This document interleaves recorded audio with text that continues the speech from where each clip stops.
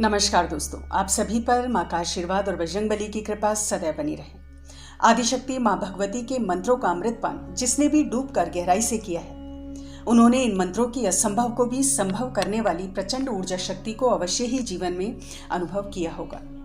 माँ के हर नाम में, हर स्वरूप में अद्भुत शक्तियां हैं, जिनके निरंतर पाठ से अवश्य ही ये शक्तियां कृपालु होती हैं।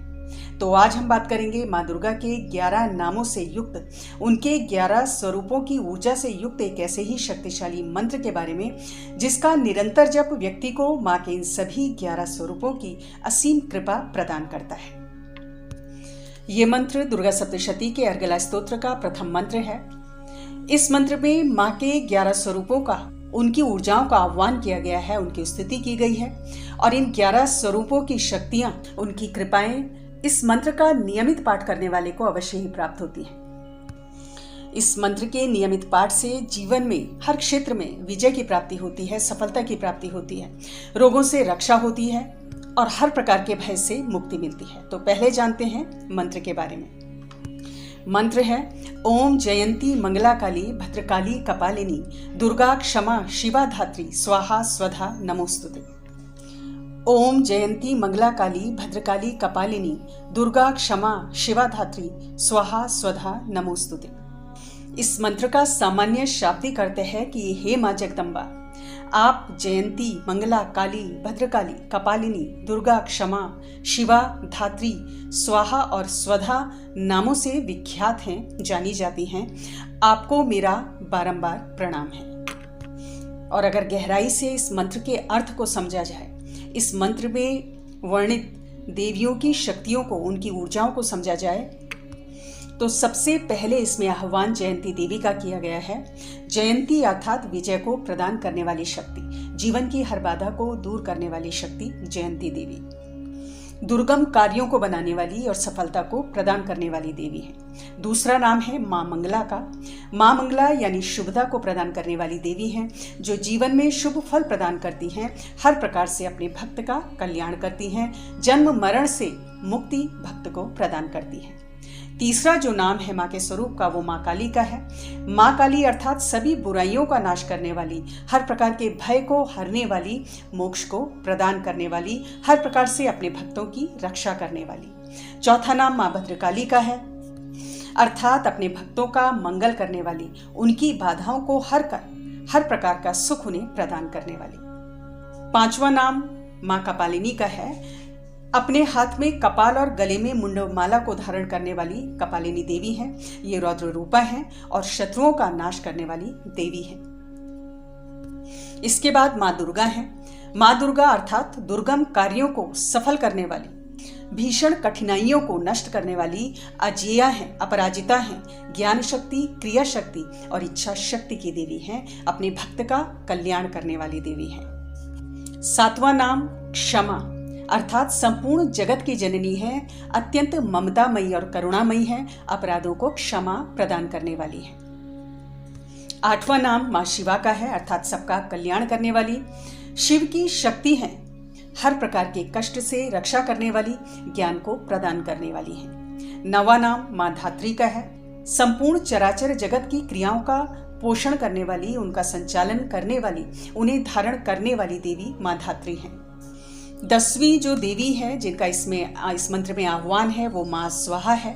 देवी स्वाहा यज्ञ में देवताओं को अर्पित नैवेद्य को ग्रहण कर सभी देवताओं को पोषित करने वाली देवी हैं और इस प्रकार भक्तों के यज्ञादि अनुष्ठानों को सफल बनाने वाली देवी हैं। स्वधा अर्थात श्राद्ध और तर्पणों के द्वारा पितरों को जो भाग दिया जाता है, उसे ग्रहण कर पितरों का पोषण करने वाली भगवती स्वाहा है। तो ये जितनी भी देवियां हैं, हर प्रकार से भक्तों का कल्याण करने वाली देवियां हैं, उनके समस्त कार्यों को संपूर्णता प्रदान करने वाली देवियां हैं। तो जो भी भक्त इस मंत्र का नित्य जप करता है, तो इस मंत्र में वर्णित जो 11 स्वरूप माँ के हैं, उनकी जो ऊर्जाएं हैं, ऐसे व्यक्ति की हर प्रकार से रक्षा करती हैं और बहुत ऊर्जावान ऐसा व्यक्ति होता है। हर प्रकार की कठिनाइयों को पार करके अजय होने वाला ऐसा व्यक्ति होता है। जीवन के हर क्षेत्र में सफलता की प्राप्ति करने वाला वो व्यक्ति होता है जो निरंतर माँ के इस मंत्र का जप करता है। तो जपना इस मंत्र को कैसे है नित्य पूजा में? नित्य पूजा में यथाशक्ति इस मंत्र का आप जप करें। कम से कम 1 माला इस मंत्र की अवश्य ही करनी चाहिए और विशेष अभिष्ट यदि है तो 11 माला 21 दिन का संकल्प लेकर करना चाहिए। किसी बीमारी से पीड़ित हैं या कोई बहुत ही कठिन कार्य है जिसमें लगातार प्रयासों के बाद भी सफलता नहीं मिल रही है, तो इस मंत्र की 11 माला रोज करनी चाहिए 41 दिन का संकल्प लेके। ऐसा करने से सभी कार्य पूर्ण होते हैं और जो विशेष मनोकामना है पूर्ण होती है। माँ की कृपा हर प्रकार से भक्त को प्राप्त होती है। इसमें माँ का जब इस मंत्र का पाठ करेंगे तो माँ का पंचोपचार पूजन करेंगे और भोग में 2 लौंग 2 बताशे माँ को अर्पित करेंगे। इसके अलावा यथाशक्ति फल, सूखे मेवे, खीर आदि, सूजी का हलवा है, पूरी है, यथाशक्ति माँ को आप भोग अवश्य अर्पित करेंगे। अब विशेष प्रयोग जो इस मंत्र का है कि जब आप इस मंत्र का 41 दिन 21 या 41 दिन जो भी आपने संकल्प लिया है 11 माला का वो पूर्ण कर लेते हैं, तो रोगों से मुक्ति के लिए इस मंत्र का प्रयोग आप कैसे करेंगे कि कोई भी आपके घर में ऐसा व्यक्ति है कि जिसको कोई पीड़ा है या किसी भी प्रकार का कोई कष्ट है, तो उसके कष्ट के निवारण के लिए मंगलवार और शनिवार को इस मंत्र का जप करके, जब संपूर्ण हो जाए इस मंत्र का जप, तो मंगलवार और शनिवार को आपको नींबू की बलि माँ के चरणों में रखनी है। जब इस मंत्र का जप कर लेते हैं तो एक नींबू को 2 हिस्सों में आपको काटना है, दोनों भागों में सिंदूर छिड़क कर माँ के चरणों में रख दें। फिर जो भी पीड़ित व्यक्ति है उसके सर से क्लॉकवाइज 7 बार घुमाना है।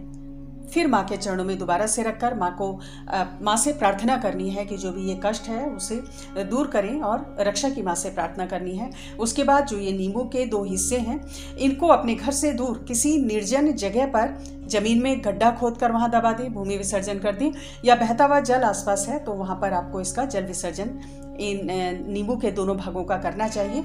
और ध्यान रहे कि जो आप भूमि विसर्जन कर रहे हैं वो घर के आसपास नहीं होना चाहिए, घर से कुछ दूरी पर आपको ये करना चाहिए। माँ भगवती आपका अवश्य ही कल्याण करेंगी। तो आज की वीडियो में इतना ही। सामने स्क्रीन पर आपको वीडियो दिख रही है, मासिक दुर्गाष्टमी में व्रत विधि और संपूर्ण नियमों के ऊपर जानकारी दी गई है। एरो को क्लिक कर लें, वीडियो को जरूर देखें। अगली वीडियो में बहुत जल्द मिलती हूँ, तब तक के लिए अपना ध्यान रखें, स्वस्थ रहें, खुश रहें, मस्त रहें। जय माता दी, जय बजरंग।